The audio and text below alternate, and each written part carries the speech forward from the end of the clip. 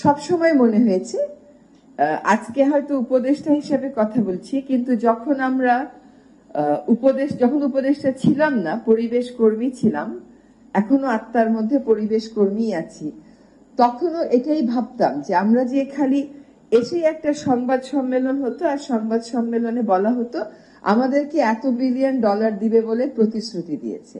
এটাই আপনারা শুনতেও চান, এটা শুনলেই আপনারা খুশিও হন। কাজে আমাদের আসলে প্রয়োজনটা কি সেটা বুঝতে হবে। এখন মিটিগেশনের কথা যদি আমরা বলি, এইবারও কিন্তু আসলে এইবার এজেন্ডাটাই তো ছিল, বলা হচ্ছে ক্লাইমেট ফিন্যান্স। আমি যখন আমার মন্ত্রণালয় থেকে ব্রিফ করা হয়, আমি বললাম যে মিটিগেশন নিয়ে বললেন না, বলে মিটিগেশন নিয়ে এবার কোনো কথা হবে না। যেহেতু মিটিগেশন নিয়ে এজেন্ডাটা সেটিং করা হয়েছে ওইভাবে যে মিটিগেশন একটা ছোট্ট বিষয়, সেজন্য তারা মিটিগেশন নিয়ে ব্রিফই করবে না। তারপর আমরা গেলাম প্রধান উপদেষ্টা মহোদয়ের ওখানে, উনি বললেন তোমরা যে খালি গিয়ে অ্যাডাপ্টেশন আর টাকা বলো, এইগুলো তো আমার ভালো লাগে না। আমাদেরকে তো রাজনৈতিক অবস্থানটা ঠিক করতে হবে। রাজনৈতিক অবস্থান হচ্ছে যে যেভাবে করে পৃথিবীর অর্থনীতি চলছে, যেভাবে করে জীবনযাত্রা চলছে, সেভাবে করে অর্থনীতি আর জীবনযাত্রা চলতে পারে না। যদি সেভাবে করেই চলে তাহলে এসব নেগোসিয়েশন আসলে বেশি অর্থ আমাদের জন্য বহন করবে না। একজন বলেছেন যে উইন্টারে আমরা এসি ছাড়ি কেন। আমি একটু জিজ্ঞেস করি, উইন্টারে এই দুপুর 1টার সময় আমরা এতগুলো বাতি জ্বালিয়ে রাখলাম কেন? এটা হচ্ছে লাইফস্টাইল চেঞ্জ। আপনি উন্নত বিশ্ব ভুলে যান। আপনার দেশে কি আপনি জ্বালানি সুবিচার করছেন? 1টার সময় ডিসেম্বর মাসের 18 তারিখে বাতিও দরকার ছিল না, এসিরও দরকার ছিল না। আপনি আপনার লাইফস্টাইল চেঞ্জ করবেন না, বিদেশে গিয়ে বলবেন তোমরা লাইফস্টাইল চেঞ্জ করো, সেটাই বা কেমন করে করবেন? যদি বিদেশের টাকার অনুপাত আপনি প্রশ্ন করতে না পারেন এই জন্য যে আপনার টাকার অনুপাত ঠিক নাই, তাহলে বিদেশের লাইফস্টাইলও প্রশ্ন করেন না, কারণ নিজের লাইফস্টাইলও তো ঠিক নাই, তাই না? এখন আমাদের নতুন করে আসলে উন্নয়নটাকে নিয়ে ভাবতে হবে। আমি আগেও এই ক্লাইমেট চেঞ্জ নেগোসিয়েশনে যেতে আমার একটা রিলাক্টেন্স ছিল, ওইটা একটা ফরম্যাটে পড়ে গেছে, ওখান থেকে আর ওটা বের হবে না। বের হবে যখন উন্নত বিশ্বের গায়ে দুর্যোগের ঘনঘটাটা বেশি করে লাগবে। আজকে তারা স্পেনকে নিয়ে চিন্তিত, কিন্তু আমার নোয়াখালীকে নিয়ে, কুমিল্লাকে নিয়ে ওরা অত চিন্তিত না। এই জন্য এই নেগোসিয়েশনটা ইম্পর্টেন্ট হচ্ছে, মানুষের সাথে মানুষের একটা যোগাযোগ করিয়ে দেয়। এবং আমাদের এই যে গ্রেটা থুনবার্গের যে উত্থান, তাই জন্যই হলো যে আমাদের কথাগুলো কোথাও না কোথাও আমরা শোনাতে পেরেছিলাম।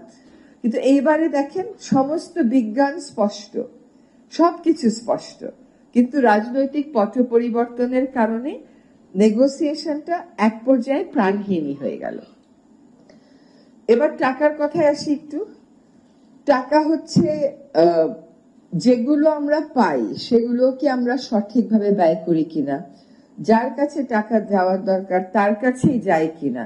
আমরা আন্তর্জাতিকভাবে একটা ক্লাইমেট ফিন্যান্সের সংজ্ঞার কথা বলেছি।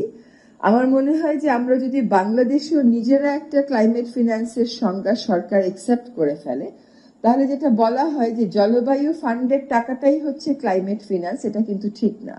জলবায়ু ফান্ডে যে টাকাটা দেয়া হয় সেটা কেন কমে গেছে আপনারা জানেন। কমে গেছে কারণ হচ্ছে এটার আসলে অনেক অপব্যবহার হচ্ছিল, যার জন্য এক পর্যায়ে এই টাকাটার পরিমাণটা কমিয়ে দেওয়া হয়েছে। এবং এই টাকাটা বাদেও, যেমন ধরেন আমরা এখন যে পানি উন্নয়ন বোর্ড থেকে হাওর রক্ষা বাঁধ ঠিক করছি, এটাও তো আসলে অ্যাডাপ্টেশন। এইটার টাকাটা যখন যোগ হবে তখন আর মিটিগেশনে আমাদের টাকা বেশি, এই কথাটা বলাটা ঠিক হবে না। হয়তোবা জলবায়ু ফান্ডে মিটিগেশনটা বেশি, কারণ এখানে রিস্কটা কম থাকে। অ্যাডাপ্টেশনে বেশিরভাগই আসে হচ্ছে রিসার্চ প্রপোজাল। তারপরে আবার কথা উঠবে রিসার্চের জন্য 10 কোটি টাকা দিছিলেন, রিসার্চে তো কোনো ফল হয় নাই। তার থেকে যদি আমি বলি আমি সোলার লাইট লাগিয়ে দিছি, সোলার লাইট গুলো গুনে বলবে সোলার লাইট গোনা গেছে। তো আমার মনে হয় যে পয়েন্টগুলো ভালো।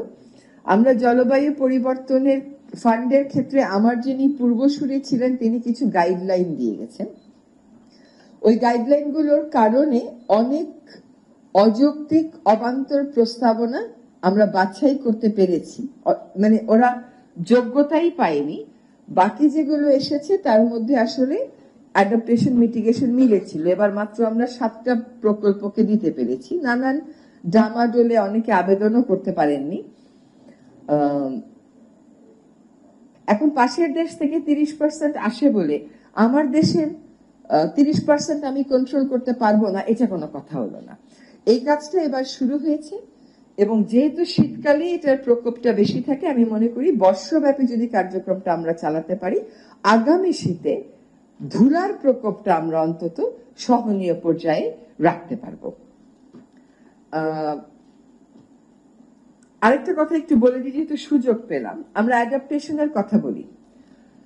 আপনার নদীগুলোকে মেরে ফেলে আপনি অ্যাডাপ্টেশন কিভাবে করবেন?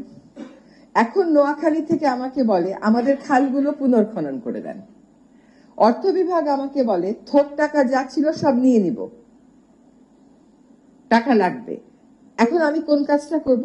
নোয়াখালীর খালগুলো, আমরা মনে করি খাল কোনো গুরুত্বপূর্ণ বিষয় না, কিন্তু আজকে নোয়াখালীতে বন্যার পরে পানি নামছে না। কেন পানি নামছে না?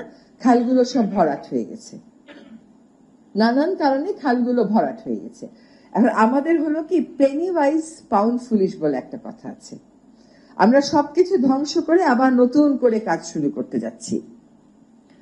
ঢাকা শহরের খালগুলো নিয়ে কাজ শুরু করব। ঢাকা শহরের 21টা খাল আমরা চিহ্নিত করেছি, যেটার কর্ম পরিকল্পনা প্রায় চূড়ান্ত হয়ে গেছে। এখন ঢাকা শহরের খালগুলো পুনর্খনন করলাম, ড্রেজিং করলাম, অবৈধ দখল উচ্ছেদ করলাম, ধরেন সবকিছু আমরা সময় মতন করে ফেললাম। আপনি হাতির ঝিলের পাশ দিয়ে হাঁটতে চান না, কেন চান না? গন্ধ আসে আপনার নাকে। এখন খালগুলো আমরা পুনর্খনন করে দেব, আমরা অবৈধ দখল মুক্ত করে দেব, সীমানা এঁকে দেব, সরকারি বেসরকারি অংশগ্রহণে হয়তো খালের পাড়ে কিছু কিছু চেয়ারও দিয়ে দিব, কিন্তু আপনি তো হাঁটবেন না, কারণ সিওয়েজের গন্ধ আসবে আপনার নাকে। এখন 53 বছরে সিওয়েজ সমস্যার সমাধান হয়নি, আমি 4 মাসে কেমন করে ফেলবো?